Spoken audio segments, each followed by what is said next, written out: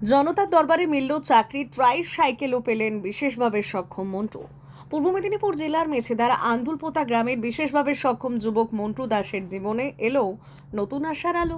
উচ্চশিক্ষিত হয়েও দীর্ঘদিন কর্মহীন থাকার পর অবশেষে জনতার দরবারের মাধ্যমে চাকরি পেলেন তিনি। পাশাপাশি যাতায়াতের সুবিধার জন্য তার হাতে তুলে দেওয়া হয়েছে একটি ব্যাটারি চালিত ট্রাই সাইকেল। মন্টু দাস শারীরিক প্রতিবন্ধকতাকে জয় করে এমএ এবং বিএড ডিগ্রি অর্জন করেন। আপার প্রাইমারি পরীক্ষায় উত্তীর্ণ হলেও দীর্ঘদিন চাকরি পাননি। বিভিন্ন জায়গায় আবেদন করেও মেলেনি সুরাহা। অবশেষে পূর্ব মেদিনীপুর জেলার জনতার দরবারে নিজের সমস্যার কথা তুলে ধরলেন তিনি।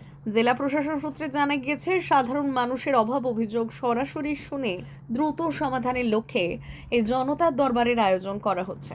এমনই এক দরবারে নিজের ভগ্নিপতির কাঁধে চেপে উপস্থিত হয়ে জেলা পরিষদের সভাধিপতির কাছে নিজের শিক্ষাগত যোগ্যতা ও কর্মহীনতার কথা জানালেন মন্টু। মন্টুর পরিস্থিতি ও শিক্ষাগত যোগ্যতা বিবেচনা করে দ্রুত পদক্ষেপ নেওয়া হয়। এরপর মেছেদার শান্তিপুরের একটি পিএইচই সেকশনে পাম্প অপারেটর পদে তার নিয়োগের ব্যবস্থা করা হয়। বুধবার তার হাতে তুলে দেওয়া হয় চাকরির নিয়োগপত্র। একই সঙ্গে শারীরিক প্রতিবন্ধকতার কথা মাথায় রেখে যাতায়াতের সুবিধের জন্য জেলা পরিষদের পক্ষ থেকে তাকে একটি ব্যাটারি চালিত ট্রাই সাইকেল দেওয়া হয়। চাকরির নিয়োগপত্র ও ট্রাই সাইকেল হাতে পেয়ে আবেগপ্রবণ হয়ে পড়েন মন্টু দাস ও তার পরিবারের সদস্যরা। প্রশাসনের এই উদ্যোগে খুশি এলাকার বাসিন্দারাও। তাদের মতে প্রতিকূলতাকে জয় করে উচ্চশিক্ষা অর্জন করা মন্টুর দীর্ঘ লড়াইয়ের পর এই চাকরি তার জীবনের নতুন অধ্যায়ের সূচনা করল।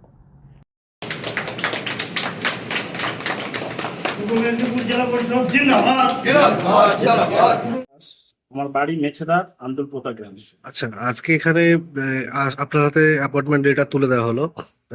কারা তুলে দিল বা কি বলবেন এই বিষয়ে?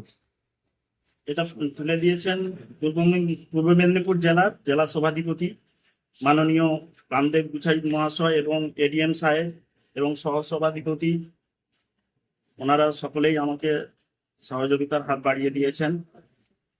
আপনি কতদূর অবধি পড়াশোনা আমি করেছেন? এমএ বিএড কমপ্লিট করে এখন বাড়িতেই দুই চারটে ছেলে মেয়েদের টিউশন করছি। আচ্ছা, কোনো কাজ আর পাচ্ছিলেন? কিছু কাজ।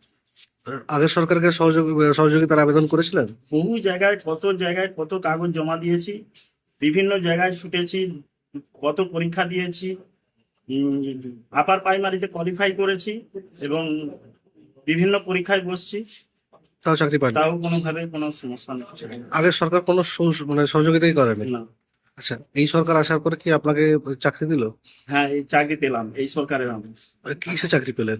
এটা হচ্ছে পিএইচই দপ্তরে মানে ওয়াটার সাপ্লাই ডিপার্টমেন্টে আমাকে চাকরিটা দেওয়া হলো। কেমন লাগছে আজকে? খুবই ভালো লাগছে। বিশেষ করে আমি আমার স্যারকে ধন্যবাদ জানাতে চাই। এই এতদিন হয়ে গেল, 35 বছর হয়ে গেল আমার মানে কর্মজীবন শুরু করতে পারি।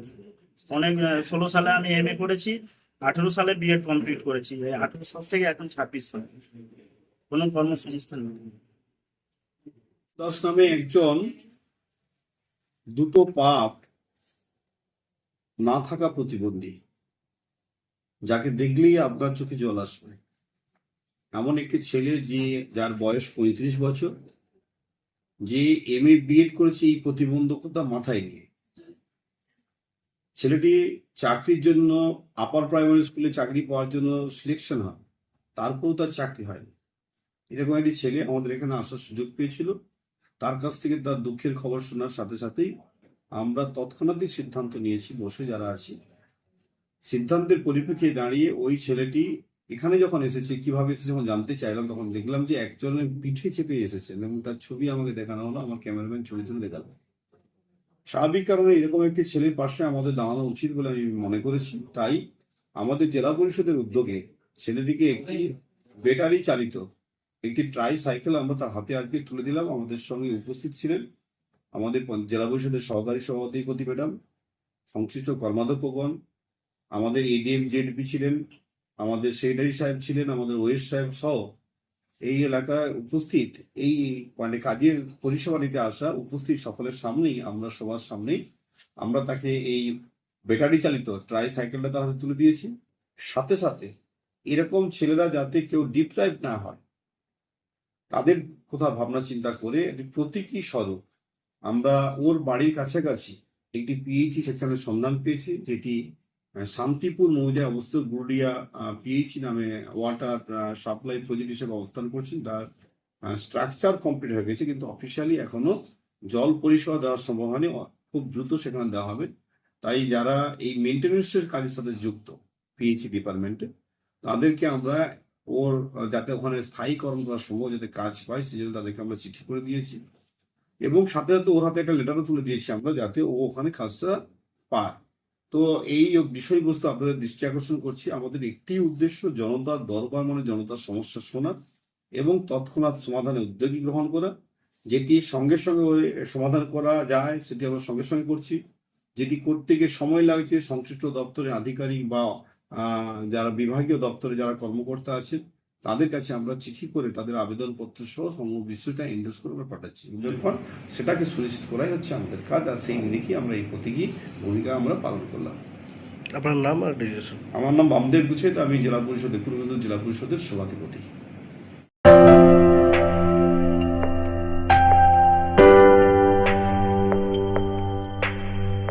সোনার আলো মাখে যখন অনুভূতির ছোঁয়ায়, স্বপ্ন তখন রূপ নেয় উজ্জ্বল গহনায়।